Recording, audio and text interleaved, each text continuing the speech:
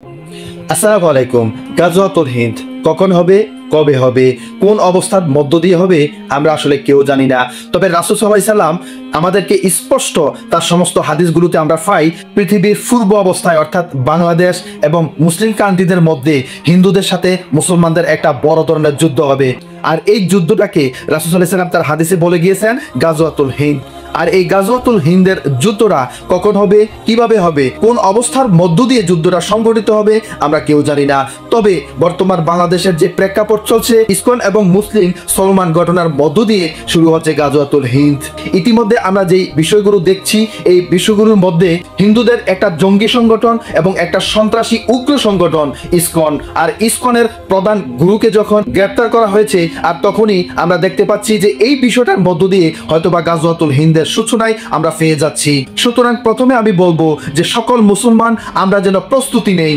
এবার বলি যে এই চলমান ঘটনার মধ্য দিয়েই বা কেন গাজওয়াতুল হিন্দের সূচনা হবে, এই সংকটময় অবস্থাটা আসলে আমরা কিভাবে বুঝতে পারি। দেখুন, ইসকন ধর্মগুরু যাকে তারা প্রভু বলে, তাকে যখন গ্রেপ্তার করা হয়েছে, তাকে কেন গ্রেপ্তার করা হয়েছে এটা আমরা অনেকেই জানি না, বা তারাও অনেকে জানার চেষ্টাও করে না। মূলত বাংলাদেশে যখন কিছুদিন আগে স্বৈর শাসক ছিল, এই স্বৈর শাসকের আমলে বাংলাদেশের যত আলেম ওলামা, মাদ্রাসা, স্কুল প্রতিষ্ঠান যতগুলোতে এই হিন্দুত্ববাদী কায়েমের চেষ্টা করা হয়েছে এবং সকল আলেম ওলামাদের জেল জুলুম এবং নির্যাতন করা হয়েছে, মূলত এই ইসকন বাহিনী এবং এই ইসকন ধর্মগুরু চিন্ময় কুমার দাসের একটা বড় ধরনের ইশারা এখানে ছিল। এবং এই চিন্ময় কুমার দাস বাংলাদেশের বিভিন্ন প্রেক্ষাপট নিয়ে দেশের সার্বভৌমত্বের উপরে তার বিভিন্ন ধরনের সন্ত্রাসী কায়দা ছিল এবং দেশের সার্বভৌমত্ব বিশৃঙ্খলা সৃষ্টিকারীর বেশ আলামত এবং অভিযুক্ত প্রমাণিত অভিযোগ তার নামে ছিল, যার কারণে তাকে গ্রেপ্তার করা হয়েছে। এবং সে বিভিন্ন সময়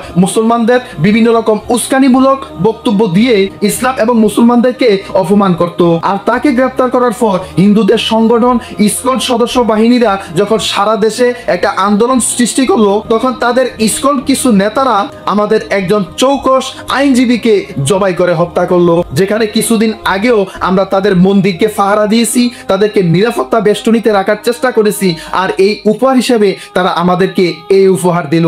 এখন বাংলাদেশের 90 জন মুসলমানদের মধ্য থেকে এই ইসকন নেতারা এবং এই হিন্দু উগ্রবাদী সংগঠন ইসকনের যে সন্ত্রাসী বাহিনীরা আছে, তারা কি করে পারে যে এইভাবে করে আমাদেরকে হেয় প্রতিপন্ন করতে এবং আমাদের ভাইকে শহীদ করতে।